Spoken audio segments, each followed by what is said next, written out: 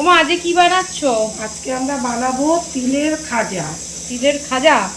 তিলটার জন্য তিল নিয়ে নিয়েছো এখানে অনেকটা? ঠিক আছে, চলো এবারে কি প্যানে তেলটা দিয়ে দেবে? তিলটাকে একটু ভেজে নেব। আচ্ছা, ড্রাই রোস্ট করে নিতে হবে।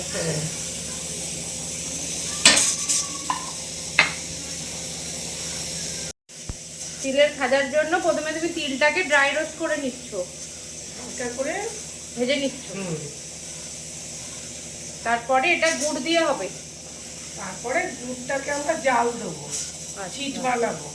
আচ্ছা, তারপরে গিয়ে এটা তিলের খাজাটা হবে। হ্যাঁ। কতক্ষণ ভাজতে হবে তিলটা? বেশিক্ষণ ভাজতে লাগবে না, এই 5 মিনিটের মতো ভাজলেই হয়ে যাবে। 5 মিনিটের মতো তিলটাকে ভেজে নিতে হবে।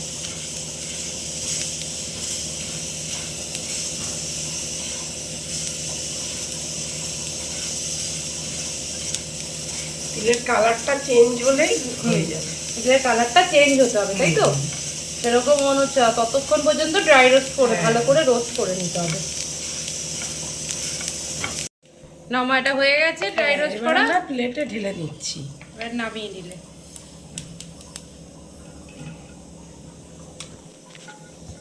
এবারে এর মধ্যে জল গরম বসিয়েছিলে, জলটা ভালো ফুটছে, এবার এর মধ্যে কি দেবা?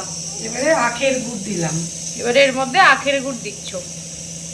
এই 150 মতো আখের গুড় দেবো। 150 মতো আখের গুড় চলে গেল। 200 তিল, 200 তিলে 150 আখের গুড় দিতে হবে। ভেলি গুঁড়ো হবে, কিন্তু এখানে ঘরে আখের গুড় ছিল, সেই জন্য আখের গুড় দিচ্ছ। আখের গুড়টা দেখো জলের মধ্যে দিতে হবে, তাহলে কিন্তু ভালো করে এটা গুলে যাবে।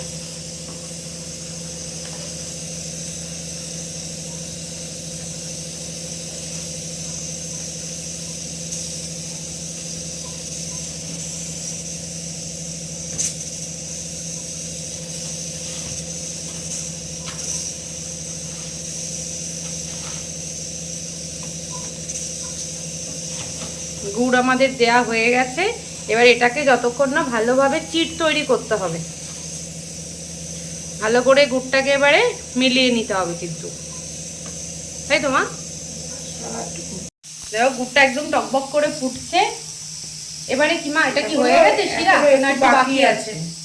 এটা কিন্তু দেখো এখনো পাতলা আছে, এটাকে আর একটু গাঢ় করতে হবে, তাই তো? এটা যখন হাতে লেগে লেগে যাবে তখনই বোঝা যাবে যে চিট হয়ে গেছে। ততক্ষণ দেখো এই চিনি গুড়ের চাটনিটা তৈরি হচ্ছে, শিরাটা, ততক্ষণে এই থালটায় কিন্তু ভালো করে ঘি মাখিয়ে নেবো, কারণ চিটটা নামিয়ে কিন্তু এই থালটায় ঢালতে হবে, সেই জন্য আগের থেকেই থালটা কিন্তু রেডি করে নেবে ঘি মাখিয়ে।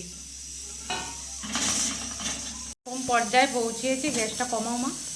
একটু গাঢ় হয়ে গেছে অনেকটা, আর এই থালে কিছুটা দিয়েছে ঘি মাখানো থালে, দেখো এটা ঠিক এরকম হবে, দেখছো এর মধ্যে একটা লাইন তৈরি হচ্ছে, আটা ভাব এসে গেছে।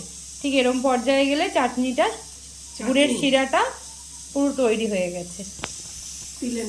তিল ঢেলে দেবো, এবারে তিলটা দিয়ে দিচ্ছ, তাই তো? গুড় একদম রেডি। এবারে মা আস্তে আস্তে তিলটা ঢেলে দিচ্ছে।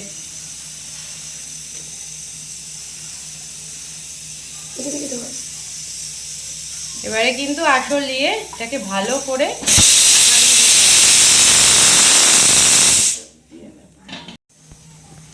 দেখো, এবার মা এটাকে ভালো করে নাড়িয়ে নিচ্ছে।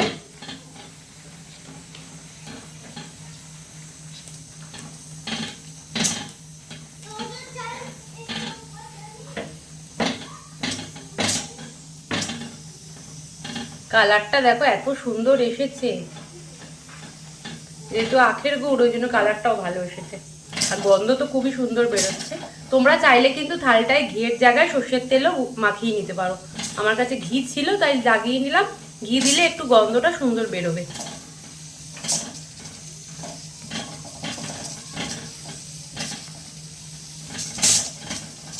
কতক্ষণ এটা চালাতে হবে মা? রান্নাটা কতক্ষণ করতে হবে? আর হয়ে এসছে কি? আচ্ছা, মানে এটা একটু গাঢ় গাঢ় হয়ে গেলেই এটাকে এবার নামিয়ে নিতে হবে। দেখতেই পাচ্ছ তিলগুলো কিন্তু পুরো গুড়ি টেনে নিয়েছে।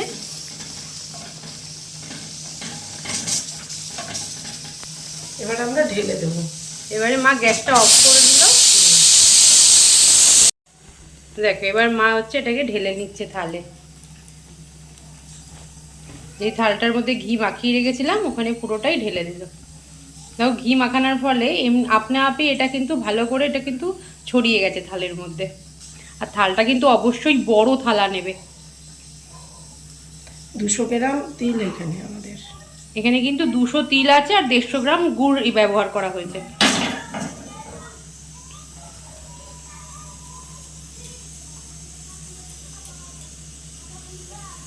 এটা ঠান্ডা হলে চাকুর সাহায্যে সুন্দর করে কেটে নিতে হবে।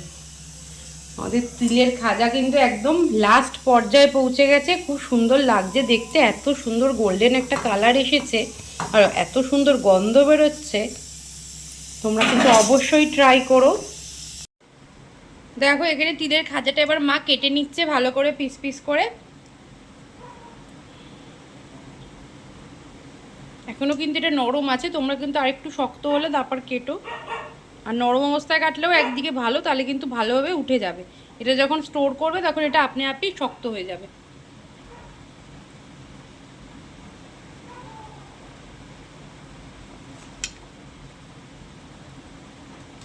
চলো এবারে ওই দিক দিয়ে কাটো।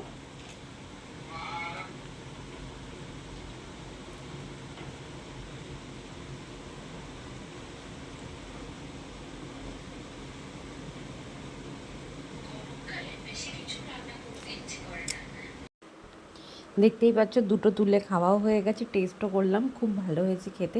তোমরা অবশ্যই বানিও আর অবশ্যই জানিও আজকের ভিডিওটা কেমন লাগলো। যদি ভালো লেগে থাকে তাহলে আমার চ্যানেলটাকে সাবস্ক্রাইব করে দিও আর একটা লাইক করতে একদম ভুলো না। আর পারলে একটু শেয়ারও করো। তাহলে চলো টাটা, আবার দেখা হবে নেক্সট ভিডিওতে। সবাই ভালো থেকো, সুস্থ থেকো।